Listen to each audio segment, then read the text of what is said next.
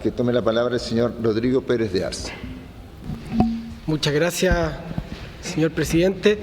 Yo vengo desde el Instituto de Estudios de la Sociedad, el IES Chile. También hago clases en la Universidad Católica aquí en Santiago. No sé si se escucha más cerca. Me voy a acercar entonces. Ahí sí creo que se escucha mejor. Y yo vengo a hablar de cómo se construye o ciertas ideas de cómo construir legitimidad desde los órganos autónomos y desde el ejercicio de la función jurisdiccional. Mi presentación de hoy se va a dividir en tres partes.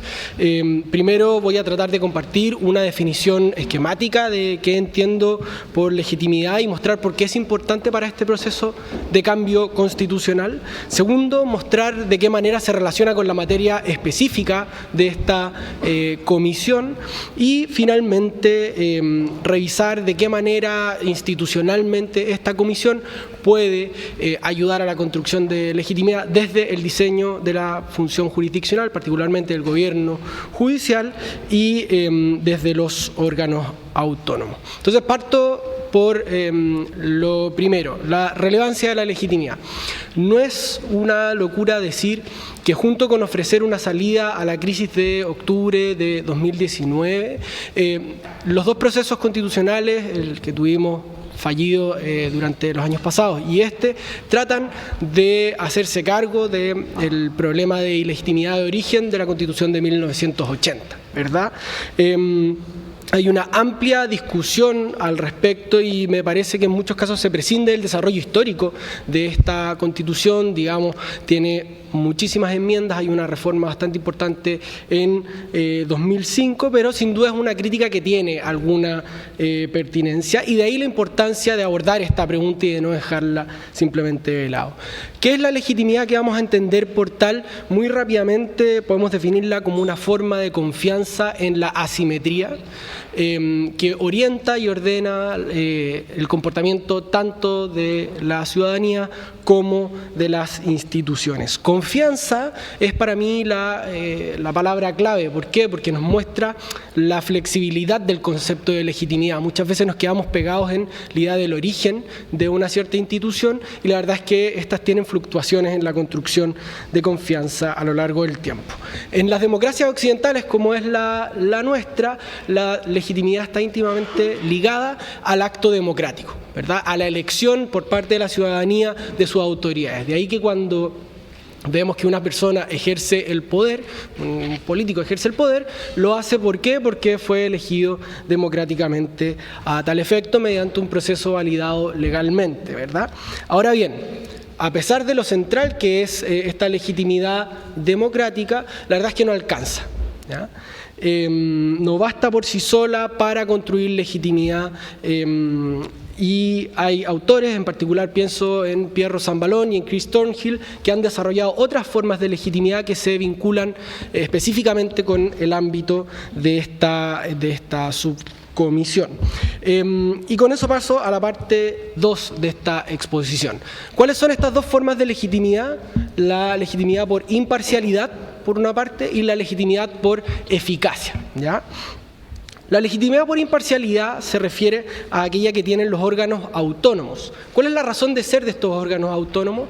Que buscan abstraer del control de la política algunas funciones del Estado, ¿verdad? Porque por distintos motivos se encontraban sobrepolitizados y por lo tanto buscan disminuir o aminorar la injerencia partidaria en algunos ámbitos.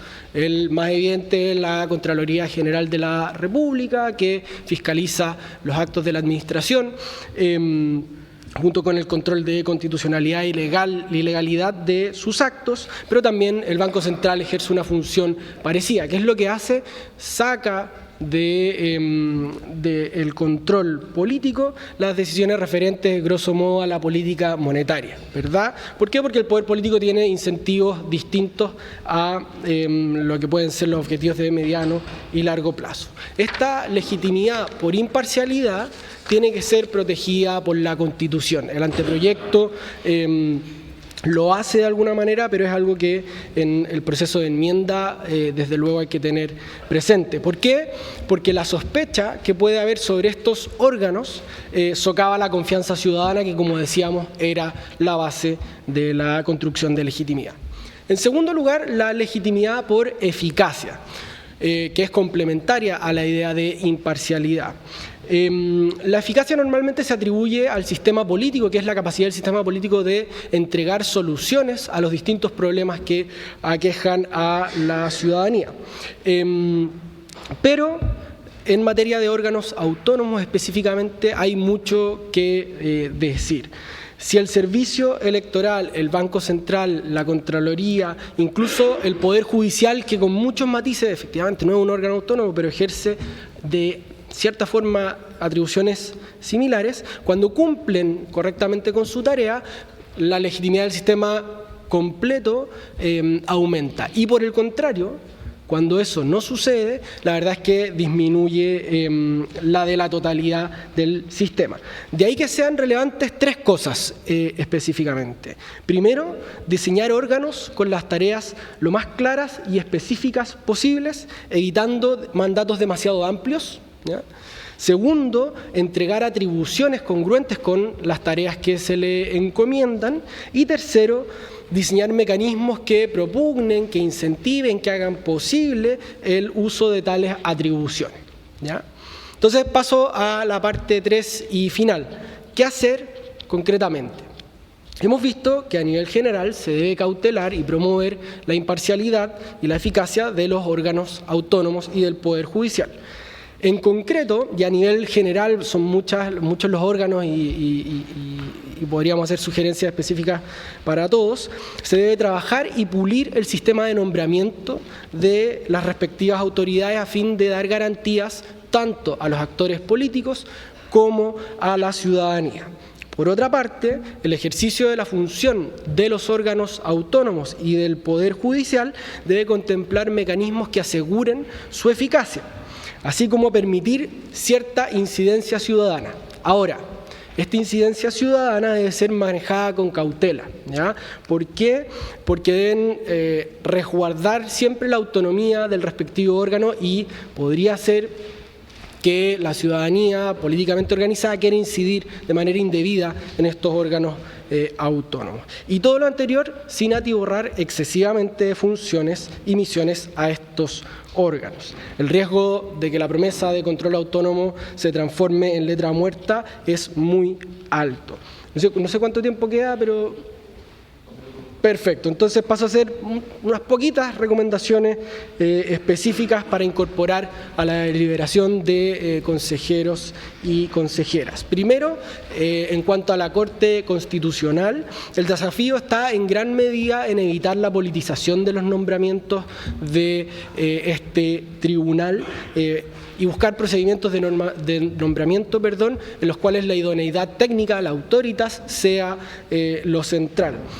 Y segundo, ser cautelosos en retomar formas demasiado intensas de control de convencionalidad de las normas, porque esto aumenta la acusación o la percepción de que esta Corte puede funcionar como una tercera cámara. Segundo, Contraloría, fortalecer las garantías de imparcialidad y de uso despolitizado de sus facultades, pensar, por ejemplo, un consejo consultivo de la Contraloría a semejanza de lo que se hace respecto del Ministerio Público puede ser interesante. Y por último, si se opta, y esto a nivel general del Consejo, si se opta por una política de descentralización fuerte, entonces las atribuciones de la Contraloría deberían acompañar esta descentralización y fortalecer y asegurar las atribuciones que están contempladas para las Contralorías regionales en el artículo 188.3. Quedo hasta aquí para no extenderme en el tiempo y nada, muchas gracias por su atención.